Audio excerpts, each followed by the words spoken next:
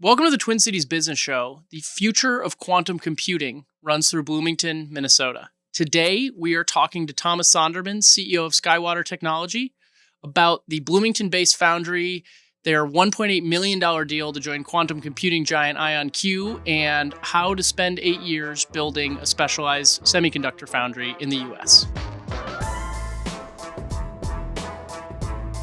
Welcome to the Twin Cities Business Show. We are here today with Thomas Sonderman, the CEO of Skywater Technology.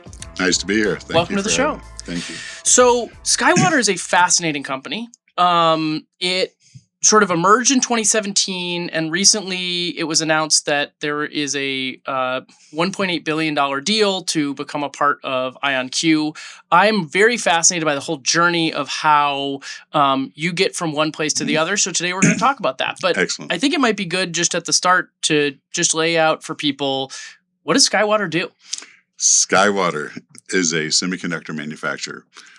We contract out our manufacturing capabilities to companies that want to either create new products, relocate products, or have other parts of their supply chain that they want to make more robust by bringing in additional suppliers.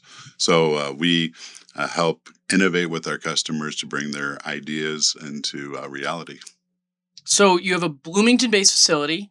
And back in 2016, you were a part of Cypress. And then Skywater is created in 2017 through a deal with private equity to sort of take you guys in a different direction.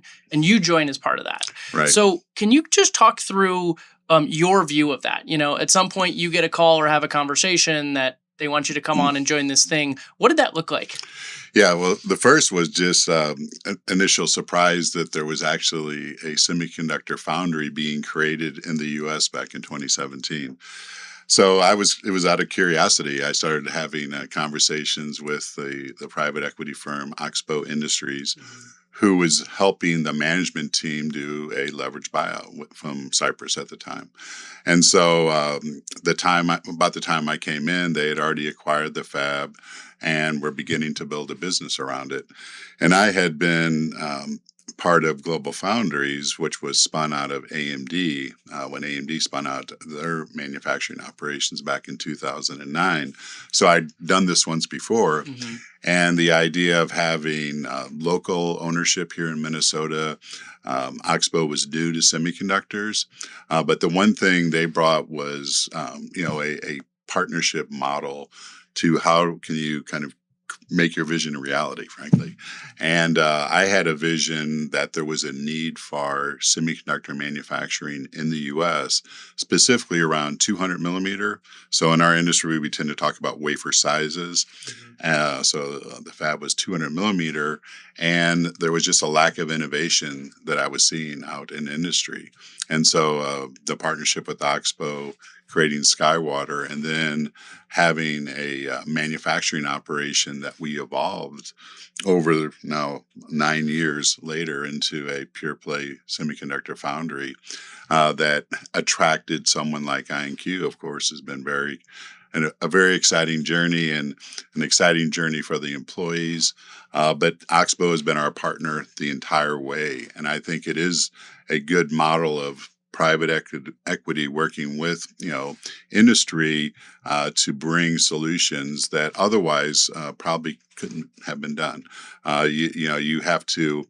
Semiconductor manufacturing is a very expensive industry. And so, that partnership, and I'll say another partnership with the U.S. government. At the time we were created, the U.S. government had been put in a situation where Global Foundries had acquired IBM Microelectronics, and that was now owned by the government of Abu Dhabi. Mm-hmm. And that did not sit well, obviously, for many reasons. And so we kind of came in to fill that vacuum, and they've been a great partner as well. Really interesting. So American-owned foundries was just really not much of a thing and not much of a focus in, let's call it before 2020, right? And there are some acquisitions that happen, but there's this whole period of time where nobody's really thinking about this as being a super important domestic industry that we need to build up. I think it might be helpful too to just set the scene. exactly what a foundry is and exactly where you guys fit within that mix. So, TSMC is one that a lot of people know about. They are heavy into sort of Apple products and things like that. And I think a lot of phones and laptop type stuff. You guys are different. Can you talk about sort of some of the customers that you guys have at Skywater and how you differentiate from some other foundries that people may have heard of? Yeah, so we in addition to just manufacturing product, we offer what we call innovation services. It's what we call technology as a service.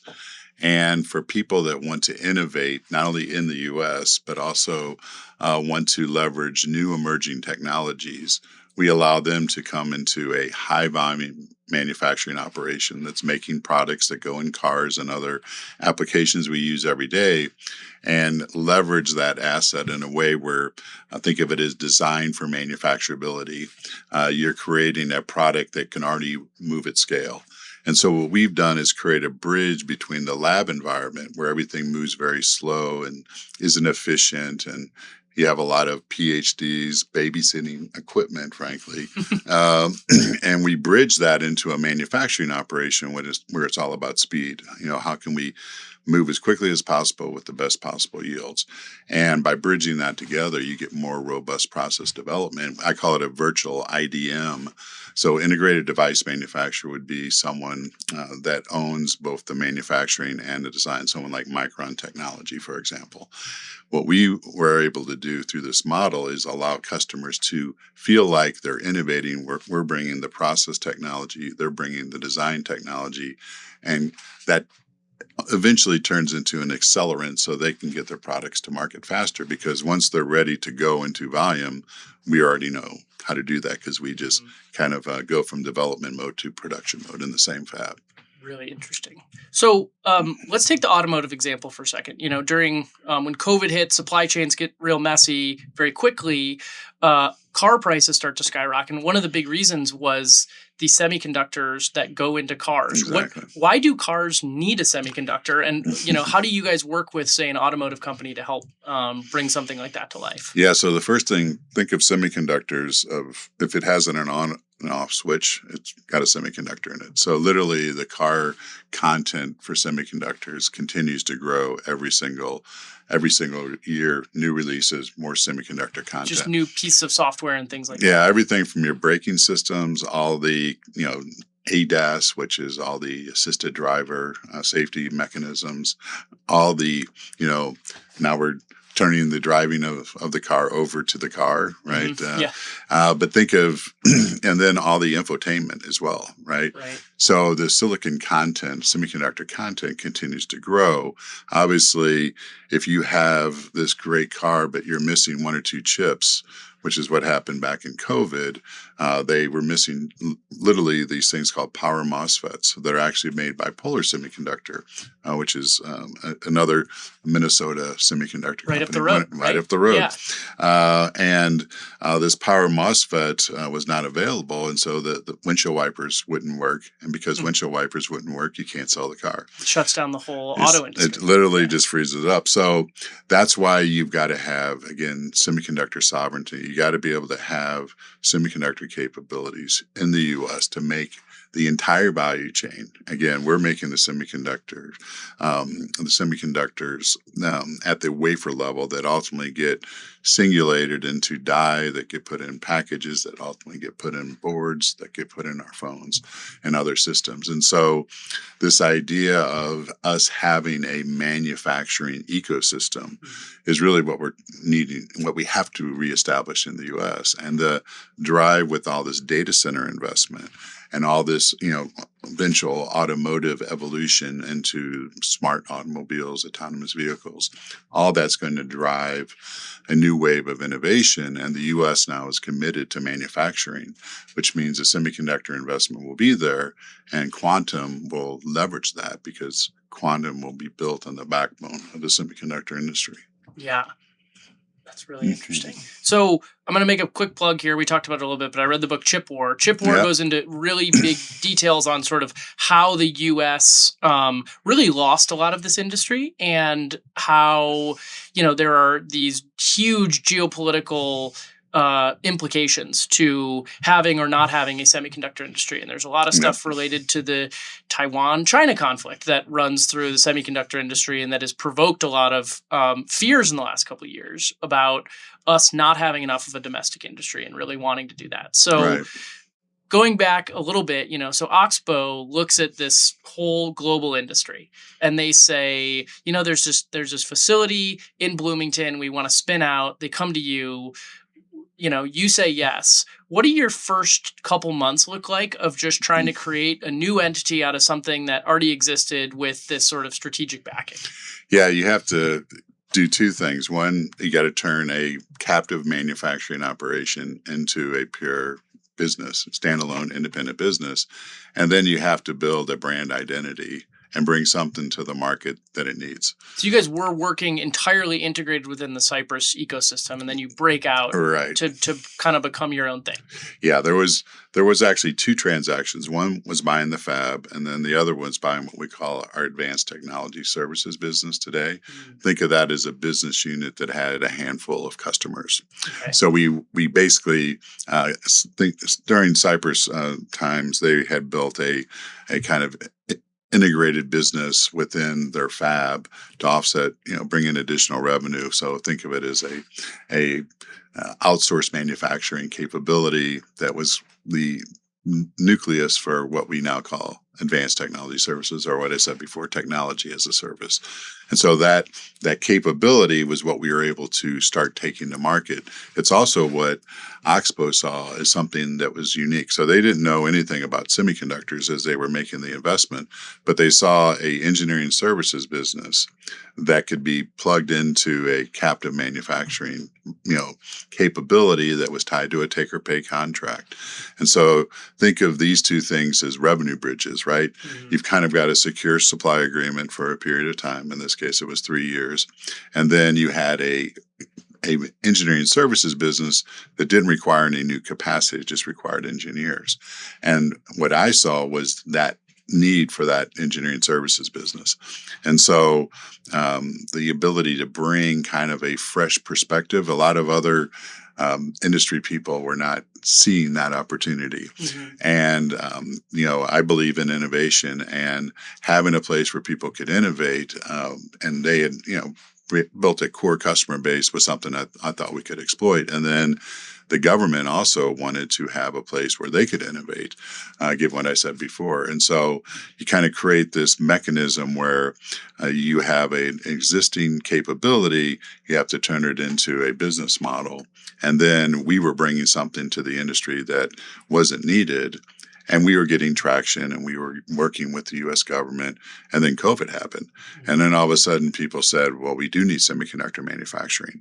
And we were the only pure play foundry, 100% U.S. investor owned at the time, which is ironic because the U.S. actually got herself in a situation where a small little startup in Minnesota became the only kind of mechanism that was not somehow owned by some foreign entity as it related to semiconductor manufacturing, or wasn't owned by some bigger entity and kind of had a captive operation.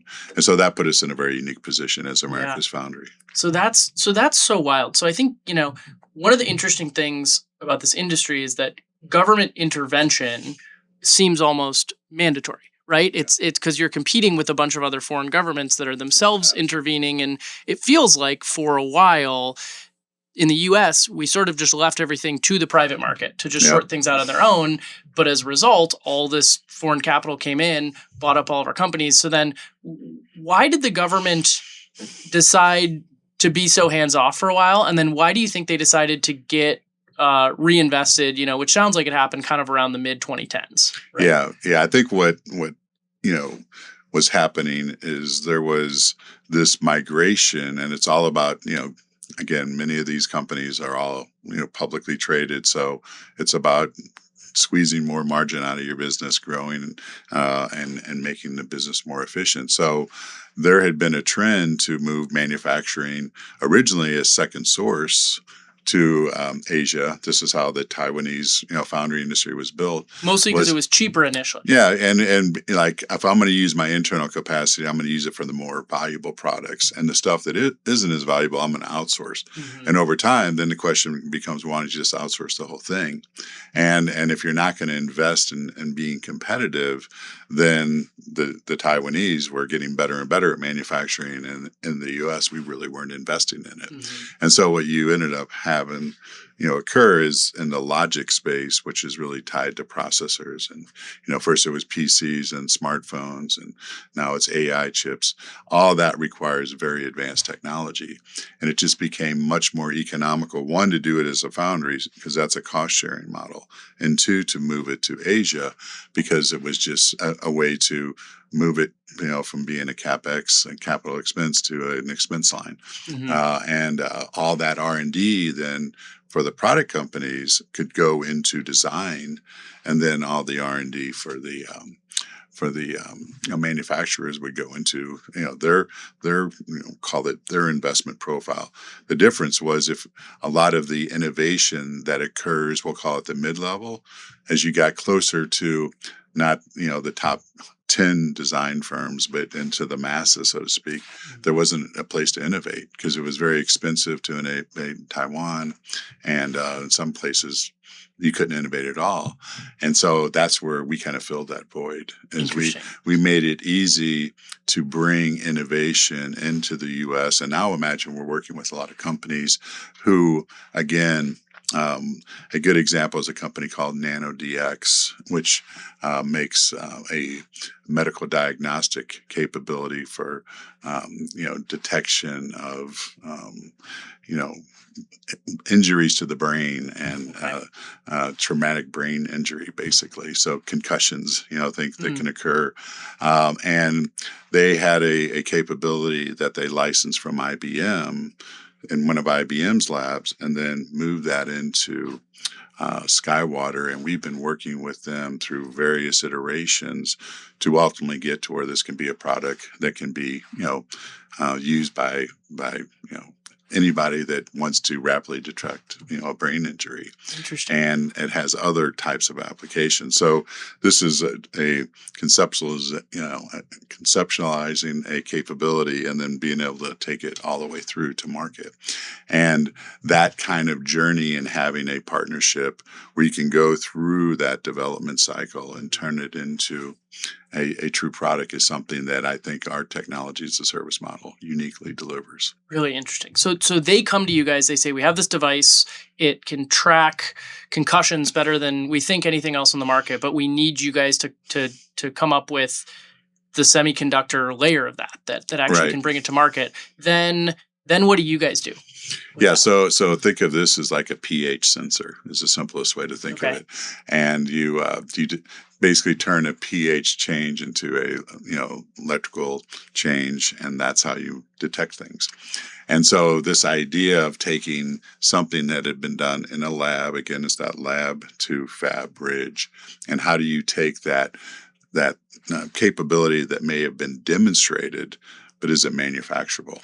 And then you got to put it through an entire process to not only make it manufacturable, and you do that inside a real life manufacturing operation so it can scale, but then you have all the protocols with the FDA and all the different milestones you have to achieve as you prove that it can be truly a medical validated product that can be sold to the masses. And that whole process requires a true partnership. So one of the things our model does is it allows you to build intimate relationships with your customers, because it's not transactional. It's not just, you're buying something like a widget.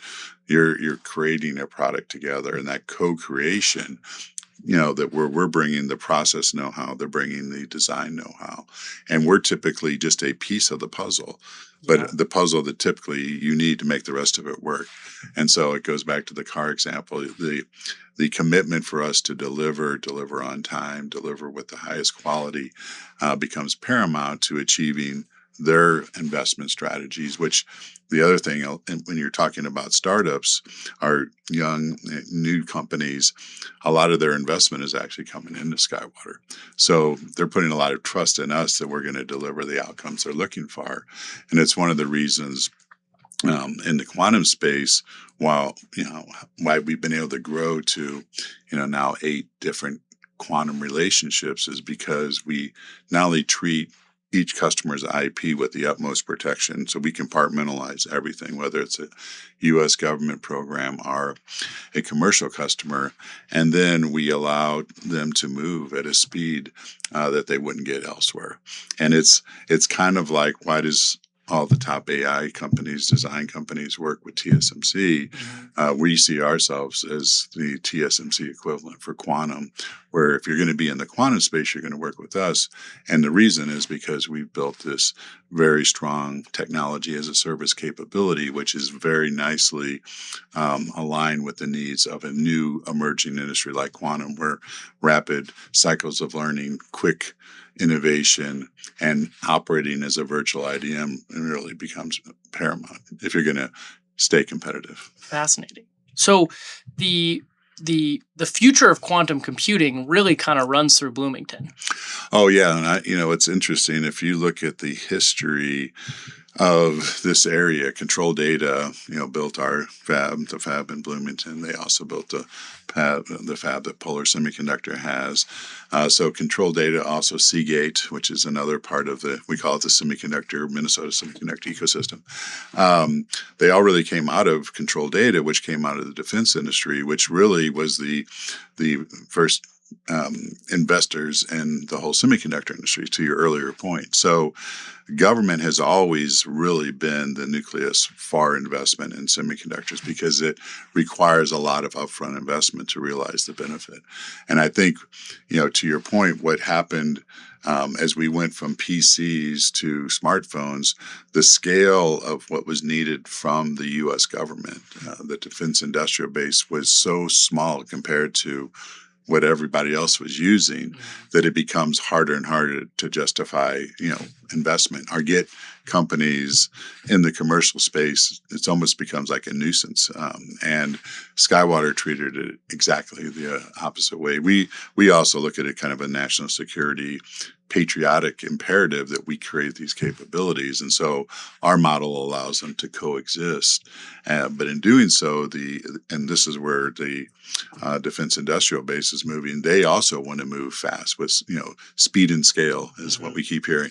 But now imagine we're going from planes to drones, where you don't just need 1,000 planes, you need millions of drones. And so the ability for us to have that speed and scale and bring that commercial mindset, that commercial supply chain enablement mindset to the defense industrial base, I think is another synergy you're going to start seeing.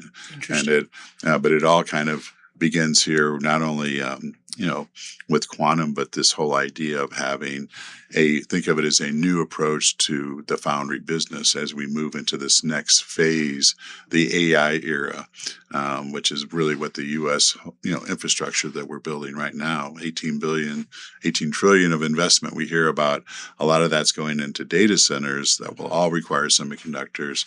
A lot of the build out of space requires semiconductors, and a lot of that stuff will be made right here in Bloomington and our other facilities as well. Super interesting.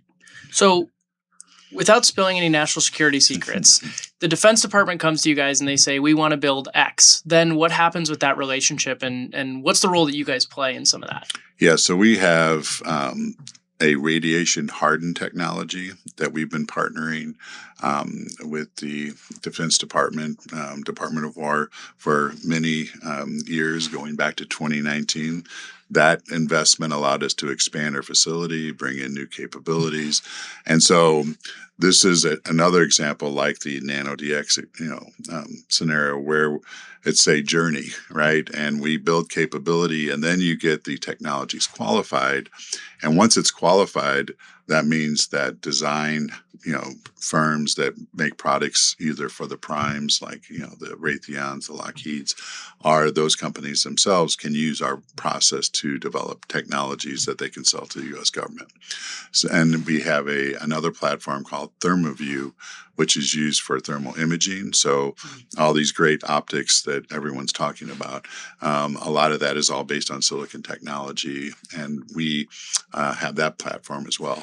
They're both running on our most advanced CMOS process. And these are examples of technologies that may be 10, 15 years old that we inherited from Cypress, that we've adapted through this additional investment and partnership and capability to make highly competitive for what the needs are today of the U.S. government. And then we also leverage similar capabilities into the commercial space. Like, again, radiation harden is also used for, commercial applications in space as well. So the government invests up front, and they allow us to create a capability that they can leverage, but then the commercial sector can leverage. So that's the dual use approach that is also going to become more prevalent going forward. Interesting. So we're getting this big aerospace facility here as well.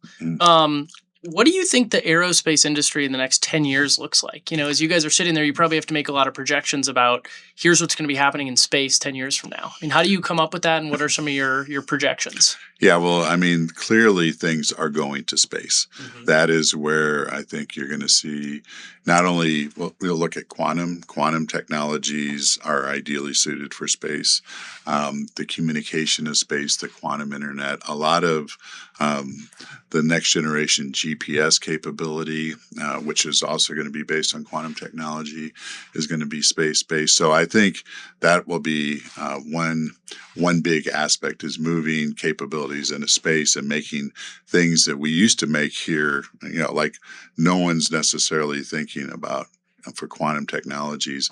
How is the packaging affected by being in space for a long period of time? Mm-hmm. Right now, we're building things in labs, right? So These are things that we have to think in the future. It's just things that are happening on Earth already, highly technical stuff that we'll have to do in space. Yeah, in space, and including maybe, and eventually we will be growing semiconductor or making semiconductors in space. Imagine that, or it's certainly doing the packaging in space, where you would make, like, prefabricate things to send to the moon that then would be used as needs arise. What year do you think we will first be manufacturing things on the moon? I think, that depends on when we're on the moon, but I think prior to that, there will be opportunities within there's talk of new space stations that will have capabilities like this. And I think that's an area that, you're going to see. And then on the other side, so there's the build out of space and the data centers. People talk about how you make data centers cool. Well, you put them in space, right? Mm-hmm. So I think a lot of temperature wise. Yeah, exactly. Exactly. And look at what Elon Musk is talking about doing. It's all about doing things in space. The other side is drone technology. I think that is going to transform from submarine to satellite how we think about semiconductors in the A&D space, because they're just going to require, the volumes are going to go up, but now we don't have humans involved with some of these technologies, which changes the safety equation. And so the ability to move, again, with speed and scale is going to be very, very important. And then you're going to, again, have this backdrop as these capabilities are built out of the evolution to quantum technology, which is ultimately the amount of energy required to go on the path that we're currently on, which is building AI, out in the current configuration with current classic compute technology. At some point, there's not enough energy. Mm-hmm. So that's where quantum comes in. Quantum allows you to get the same computational output at a fraction of the energy consumption. And when that proves to be a true statement, and you begin to complement the computation that we'll call it brute force that can now be adapted to quantum, I think that's when all this infrastructure being built for AI will become much more economical. And, so it's great we're investing in it, but I think to truly bring it to scale and see the full potential, it's going to take quantum. So that's why quantum will be built on the back of the semiconductor backbone that we're creating today. So if Skywater is successful, really helping to build this whole quantum industry, we'll be able to do much more advanced technological stuff using much less energy than we are today. Yeah, absolutely. And the beauty of quantum is as you basically build quantum capabilities, they're going to help us solve problems that maybe we can't solve today to make things more energy efficient. It's going to open up a whole new realm. So we're kind of at this very interesting set of inflections where one, sovereign manufacturing is very critical. And you mentioned chip wars.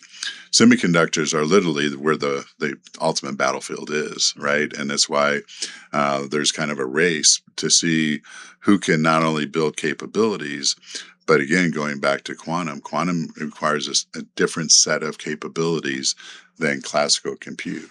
And it's capabilities that we want to ensure that we get to first because of encryption technologies. There's other vulnerabilities that require us to win this race. And so I think as we leverage our core capabilities and the advanced infrastructure that we have, which no one else in the world can come close to, that combination is going to allow us to really leapfrog, I think, in terms of, not only manufacturing capabilities, but just like we lead in the AI era, we're going to lead in the quantum era, but it's also going to be the era where we move to true mobility. Just like the phone created mobility, everything will become much more mobile, again, with drone technologies and robots, right? To think of, instead of sending, people into battle, now you send robots into battle. And, but robots all require semiconductors, right? So, semiconductors are, and I think this goes back to Oxbow's original thesis was semiconductors are going to be required for the long haul. Yeah. And it makes sense to have them in the U.S. And because they were new to the industry, they saw something that others weren't seeing. Yeah. And that's typically how it works, right? Really interesting. So sort of their newness was an advantage because they didn't have a lot of the same mental models that other people were. Yeah, they weren't stuck in the old paradigm. Yeah. That how can you take a fab and an engineering services business and turn that into a Skywater? And the thing that I think also, is critical is you've got to be able to think outside the box in terms of what the market really needs. There's always what people think the market needs, and then it's what it really needs. Yeah. And being able to see, and this is one of the things where I mentioned the two transaction. Buying the ATS business was something that I think Oxbow uniquely saw value because it's just engineering services, right? It's something that you just hire more engineers and then you just got to go sell that service. Right. And I was able to bring in my industry perspective to say there's a need for this service. Yeah. And so because you'd been on the other side of the table. Had been on the other side, and so I'd actually worked for Rudolph Technologies, which is an equipment company that's also now called Onto Innovation, another semiconductor company that's based here or has operations here in Minnesota. They make equipment in our industry, and that's what I was seeing on that side. I was like, no one wants to innovate at these kind of non-super advanced node geometries. Mm-hmm. And so, and it wasn't that they didn't want to, it's just it was very expensive, and the people in Asia didn't want to do it. But right. We in the U.S. tend to like innovation, right? Mm-hmm. It's what we're really good at. And so that was the whole thesis. Let's create a technology foundry, not just a regular foundry. So we actually called ourselves Skywater Technology Foundry. We eventually dropped the foundry piece, but it was this idea of a technology foundry is different than a regular foundry. Right. And what we're selling is technology, and in our industry, technology always wins. Yeah. So going back to, thinking about, you talk a little bit about having to be ahead of the game. Right. You can't just sell the things that the market wants now. You're trying to build and sell the things that the market's going to want. So let's take, the whole defense industry, right? There have been huge changes to what people think are needed from or what will be needed to fight wars in the future, right? Particularly coming out of the wars in Ukraine, the war in Iran, and really thinking about that drone technology as just rapidly advancing. Yep. How do you guys intake that information? Like where are you looking for the information that keeps you ahead of the game, and how do you rapidly weave that into your processes before the market tells you that it wants it? Yeah. It's a great question because anything related to defense is typically very classified by definition. So part of what we do is we partner with the research and engineering side of the Department of War to look over the horizon and explore capabilities that can do, as you alluded to, so that we're ready. Look at, again, just the examples that we see every day on TV, the advanced use of AI technologies and how sophisticated they are. A lot of that has been in the works for many years, and that's typically what you see happen is there's going to be an upfront investment where the government has the ability to take risks that the commercial industry just doesn't. And they kind of distill things down to the point where you can begin to deploy capabilities. And then what Skywater's doing at kind of our unique role in this is we're helping the defense industrial base move to a foundry model. So we talked about, the design companies, the AMDs, and, all the large semiconductor companies today outsource their manufacturing. What we're doing is becoming that mechanism for the defense industrial base, because they all have these very inefficient labs that don't produce product fast enough. And so we can become that one place to go. The government then knows that all their technology is protected. The government's invested over $300 million in Skywater since 2017. Wow. And a lot of it relates to security infrastructure that allows us to do classified processing, other trusted processing. So the idea of us being able to become almost like an economy of scale, like by going to Skywater, it's not only protected, where it's being done at, but you also have the ability to not have to fund 4 different lab fabs that each of the primes are doing that are highly inefficient, that don't deliver technology at speed and scale. Yeah. So the government investments are really focused around that security layer. It's just they are investing money to make sure that your products are safe, your secrets are safe, all that kind of stuff. Yeah, and then also in core process technology. So like the rad-hard platform or the thermal imaging platform, or down in Florida, we're building out an advanced packaging platform. So this is after the wafers are fabricated, you singulate them, and then you combine kind of like Lego blocks, different chips and different combinations that you put in these packages that, again, are very much aligned with the movement to drone-based technology. This idea that I need a drone to do this, but these are the same chips. I just need to combine them differently to get this drone versus that drone.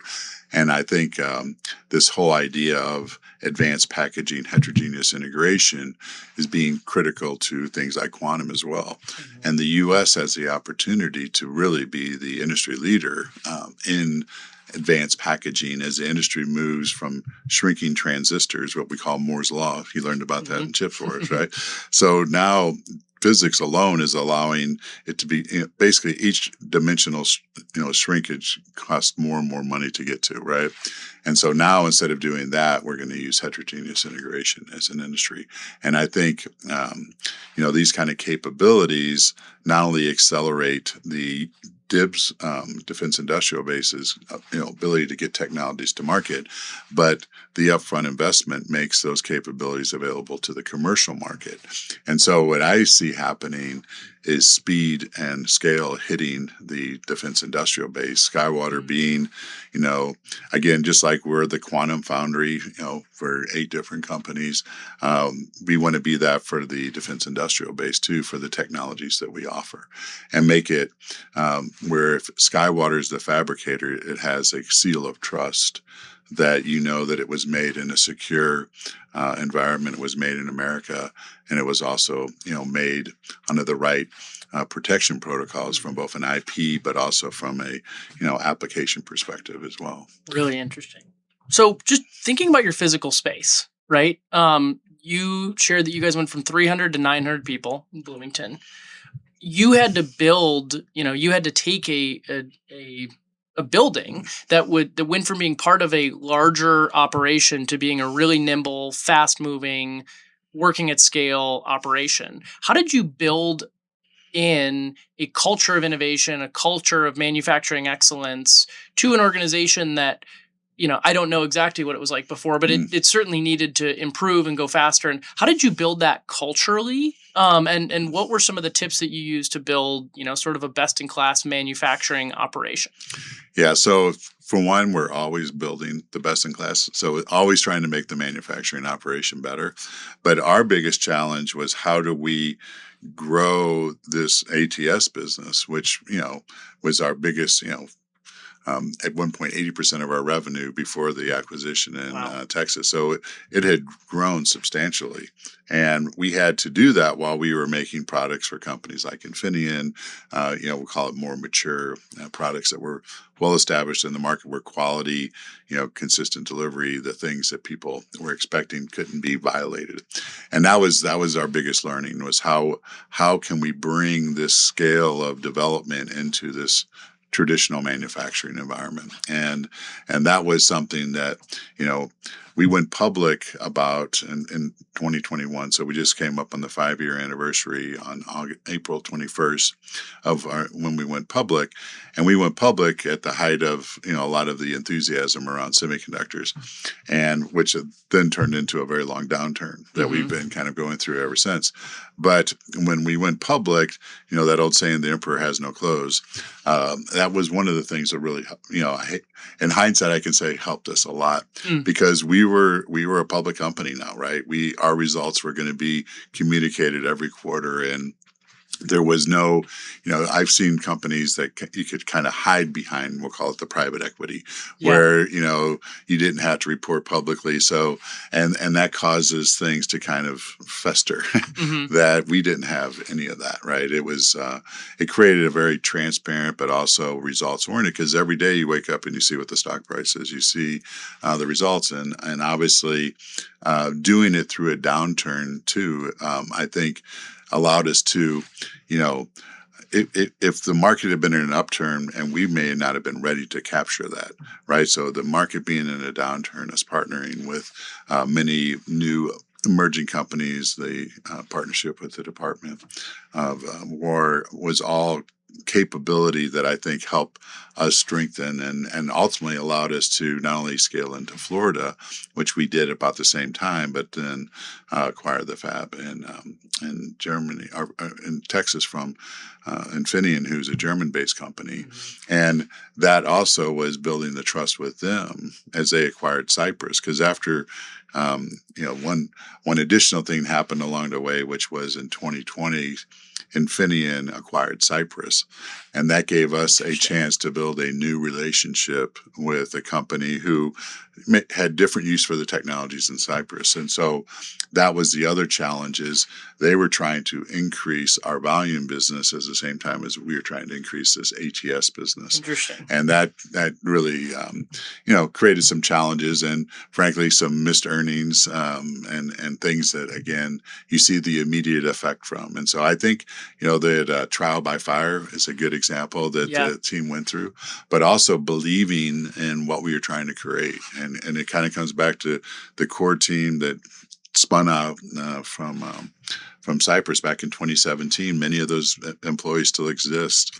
And so they've watched this transformation. And then another irony is that back when Cypress owned the fab, they kept the fab in Texas that ultimately Infineon owned that we acquired last year, and they spun out the one here in Bloomington. So the team that spun out when created Skywater got to acquire the fab that Cypress decided they wanted to keep. And so it went full circle, but that's also that combination, the fact these two fabs have a history, the Texas fab and the Minnesota fab is really been important. Yeah, it helps a lot because there's a common heritage. But it's an interesting interesting story again, how the company that was spun out, that was seen as, because it was mainly because of scale. The fab in Minnesota is not as large as the one in Texas, and they needed scale. So they made their business decision. But that opportunity that it created for the team here in Bloomington to go create a whole new business became successful enough where it could go buy that fab back as part of its strategy. So Super interesting. yeah, so it's a good full circle. Well, before we wrap up, you shared, you moved your family here to Minnesota. I know that's a journey that other corporate executives are thinking about. It sounds like you've had a largely positive experience. Oh, yeah. What would you say to other corporate executives that are thinking about relocating their family to Minnesota and want to figure out if it's the right decision? Yeah, well, I would say Minnesota is a very easy place to move to. I was from Missouri, spent a lot of time in Texas, and then some time in New Hampshire. And so I had experienced the extremes, but it had, I would say once you get over the cold weather fear, and then you live through one and you find out it's not so bad after all, that it's actually not only a pleasant place, but there's just so much to do. And if you like, nature and you like sports teams, and it has all the things that you kind of would want out of a big city without all the headache of a big city, and doing business also in Minnesota. I think we've as chips became more prevalent, both the federal government as well as the state government and the local government has really leaned in to be partners with us, and I think that's been something to see.